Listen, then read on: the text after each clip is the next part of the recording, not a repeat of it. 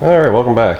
We're going to start doing the Detroit Speed Firewall block-off plate.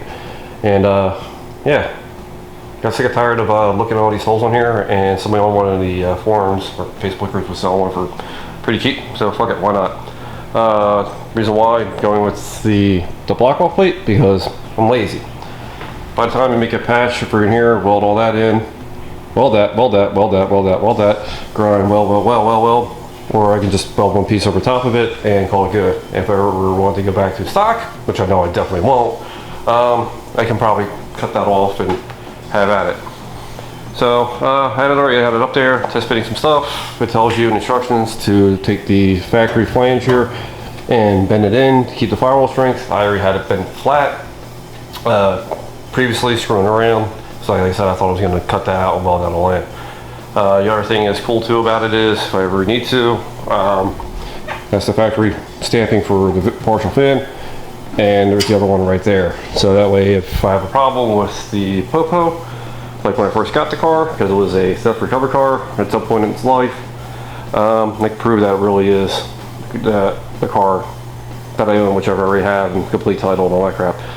Alright, so I guess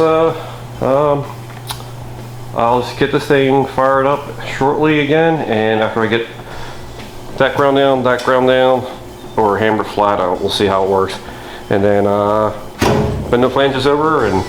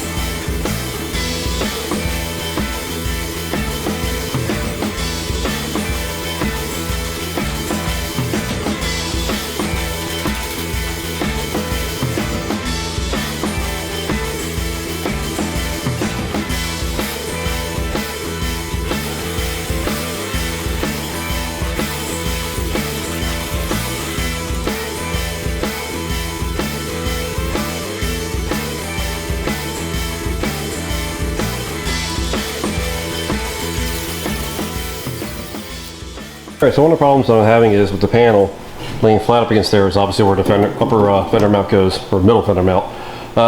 You see the green line across there, and then out here is where the end of the panel. When it goes to sit on there, it doesn't sit entirely flat. So what I did was trace out some lines. So I'm going to cut this out around in here. Come on, focus. There we go. Cut that out so that will clear the mount there. And then once the plate is all, the way I like this fit up against there, I can actually weld along that seam there and tie it into the panel too. So it'll help strengthen that area up quite a good bit. This is going to be as good as it gets for rolling the edge. Really don't care what it looks like because it's going to be buried by the panel. And on the inside, if I ever go to mount anything on the inside there, whether it be like a ECU or something like that, or even just cutting holes, if I decide to do a intercooler inside the car with an ice box with a water setup, we'll see if I go that far. All right, so let me get to cutting and some more fitting.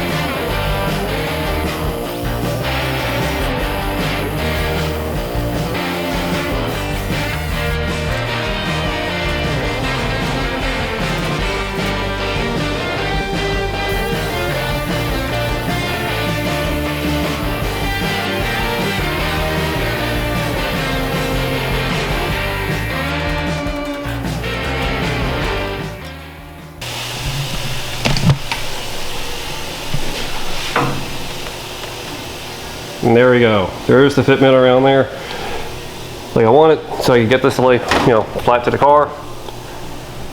There's enough gap around there for when I go to weld it. Cool.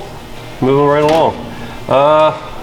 Next up, filling that hole in and making a patch for down in there. Off camera, there's a hole here that I patched. Weld over them. No, it looks horrible, but me welding right next to it and over top of them, so I'll be grinding and filling there. Like I said, I made that bigger, and there's the guy out of the way here. Drilled a bunch of holes along the flange that goes along the edge of the cowl there, so I can do some plug welds. What I'm going to do is spray some weld through primer along here where I have a scribe line. I clean it off with some Eastwood's pre-cleaner, and same with this. Spray some copper weld through along the edges. Then once that dries, you're going to tape it off and then hit it with a coat of epoxy primer, or I actually might use Eastwood's rust encapsulator. Well, we'll see what I probably use when I get to that point. All right, let me get to the spraying of the copper primer.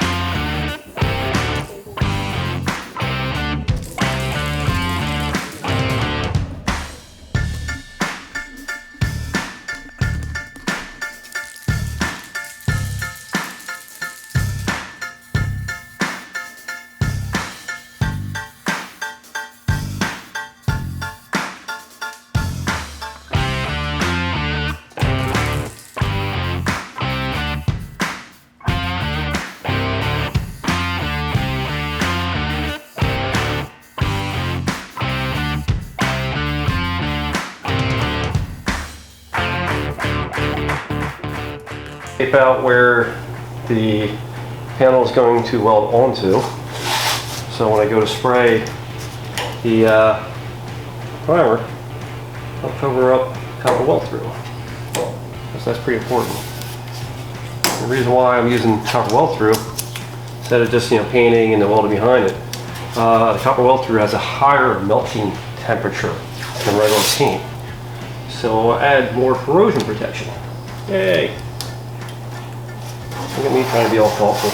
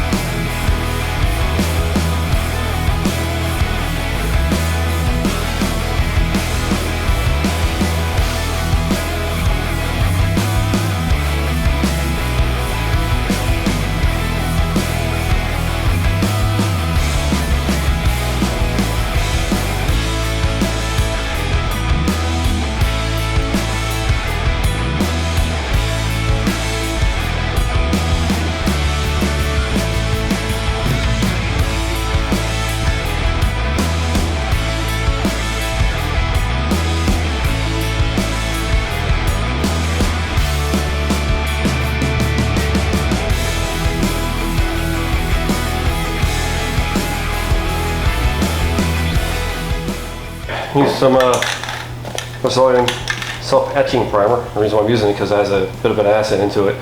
It'll literally etch into the metal. Alright, here we go.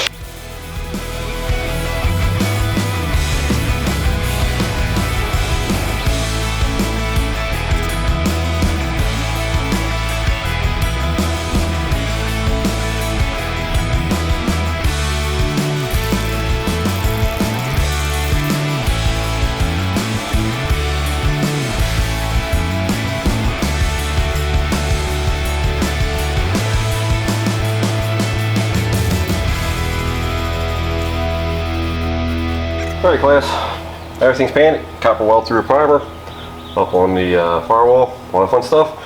Clamp it up and let's get to welding.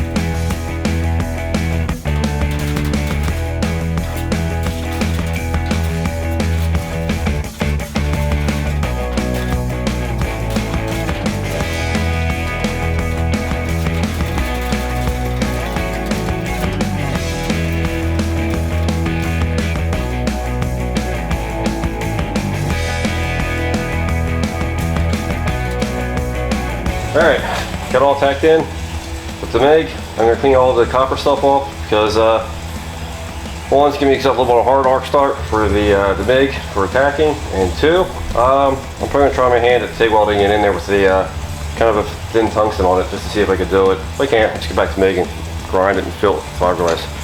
Alright, the wire wheel on, safety glasses, and have at it.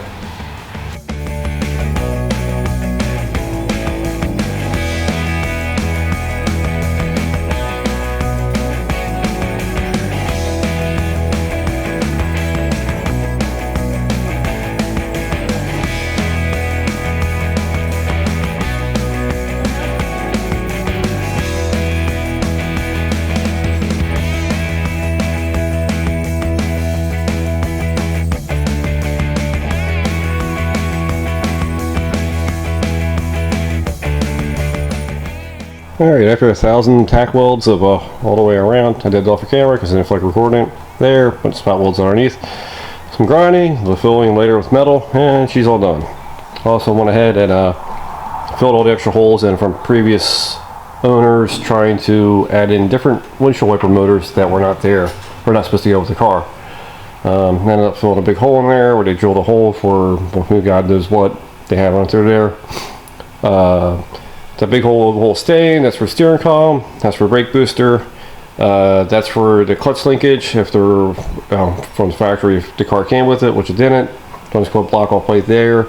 That's for the C100 connector for the lights and the starting system for the purple wire that goes through down to your starter.